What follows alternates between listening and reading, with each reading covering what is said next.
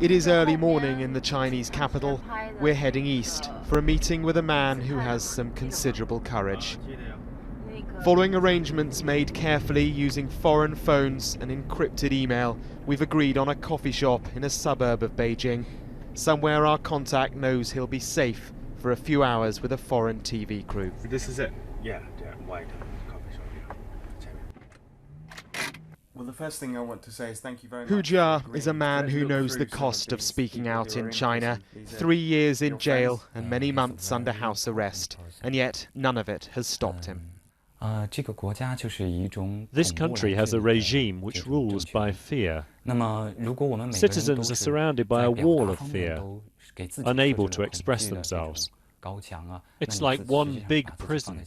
I don't want to be inside a prison. I want to be a free man. You seem to know all of them. Every one of these people has been detained since March, swept up in a crackdown on what the government here calls rumour-mongering. Men and women who have spoken out against corruption, they've called for free speech, and they've dared to criticise the Communist Party. Hu Jia smiles at some faces. He's clearly moved by others.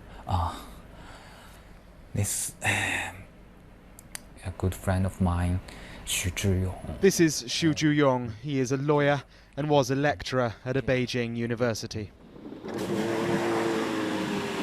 This is now his home, Beijing's number 3 detention centre.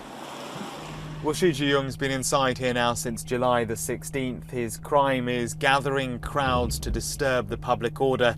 There's been no trial date set yet, but he'll almost certainly be found guilty, and he'll spend at least 5 years in prison. Our requests for access to him were declined. But even from inside this place, the authorities haven't silenced him.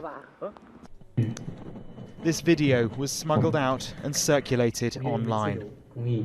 I'm willing to bear all the costs for freedom, justice and the belief of love, he says. This country needs a group of brave people to stand up.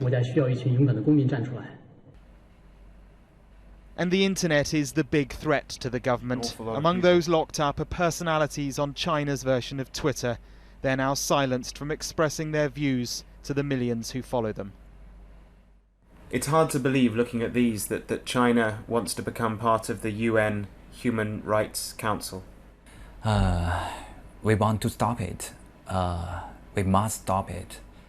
I think the Chinese Communist government are the same as the former Soviet Union, even the same as the German Nazi Party. Allowing China to become a member of the UN Human Rights Council is like making an executioner a judge. That's ridiculous.